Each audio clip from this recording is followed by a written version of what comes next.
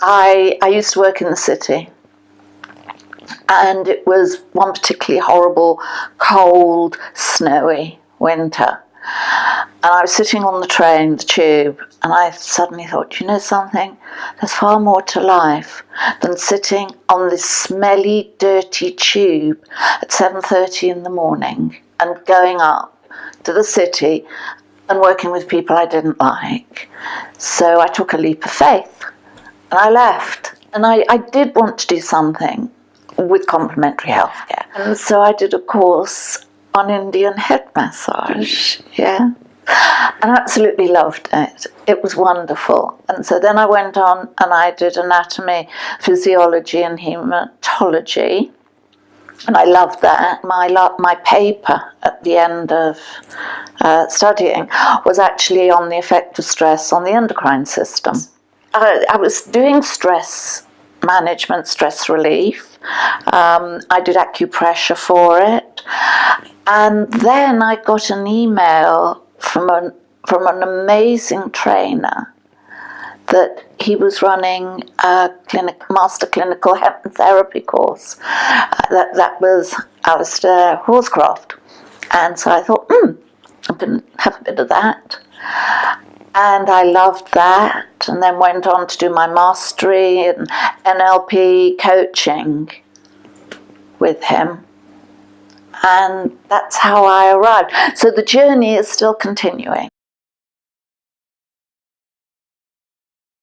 What I like most about what I do is seeing when people walk into my clinic and they look miserable, they look stressed, their face is down, their mood is down, their whole persona is down and sad.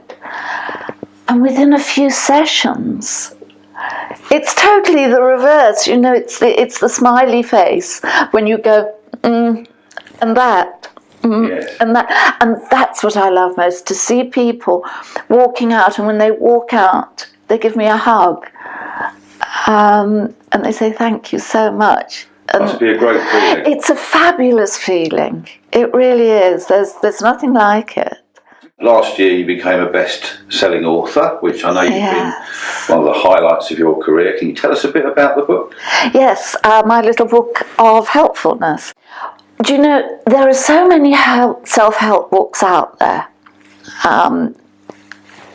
They regurgitate the same thing, but in a different format over and over. But each exercise, each little each chapter on how to make a change can be 10-20 pages long. And so the person who wants to make that change is flipping through the pages, and they start to lose the will to live and actually put the book down, don't make the change, and they're back to square one. Within my clinic, I do change work, and I do it very quickly with people. It doesn't last for hours and hours. We go 1, 2, 3. And I thought, why don't I put that into a little book? So I wrote it basically for people who are on the run, who need to make a change quickly. I also told my publisher it had to be A6, not A5, and they were, what? A6? And the reason I wanted it A6 is you can slip it into your handbag, into a pocket, a back pocket, your jeans. You carry it with you wherever you go. And you can make that change just sitting on the bus or the train or in the car. Yeah, and that was what motivated me to write it. I see. Here we are into another exciting big project with you. Tell us about your new therapy, NNRT. Tell us a bit about that. Okay, NNRT, Negative Neuro-Pathway Reversal Therapy. It's a big mouthful, so that's why we stick to NNRT.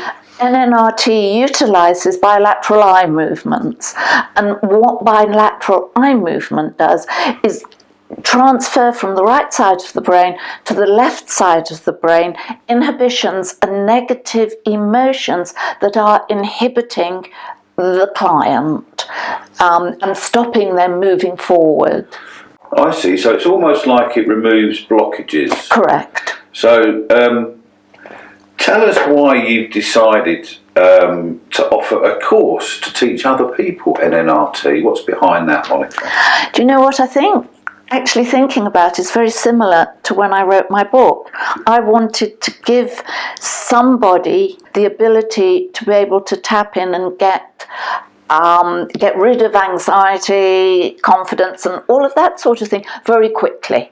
And by the same token, I found that when I was using bilateral eye movement with my clients in clinic, I was able to help them very quickly. There are so many moments. I think one that stands out, I think one of my first really big moments, after an interview that I did on Radio 4, a very well-known actor contacted me and said, would I help him get rid of his stage fright and build his confidence? And I thought, oh dear, oh wow. Here's this person who's been around, is a household name, and has been around for many, many, many years. Maybe 3 decades. And here he is, coming. He's got nerves. He's got stage fright. And I think that was one of my biggest moments when, after just one session, he was up and running. Yeah. I think a lot of the abuse cases that I have are a standout. Abuse is so prevalent, and people are now starting to talk about it. When we think of abuse, we think of women being abused. But I've had more men who have been abused sit in front of me. And there was one particular individual who was, as a young child, started off to be beaten by his father. He came from an Irish family, all very macho. He knew he was gay even at a young age. His brothers shunned him, and then they started to really sexually abuse him. And he carried this all through his life. He was now 50. And it still haunted him terribly.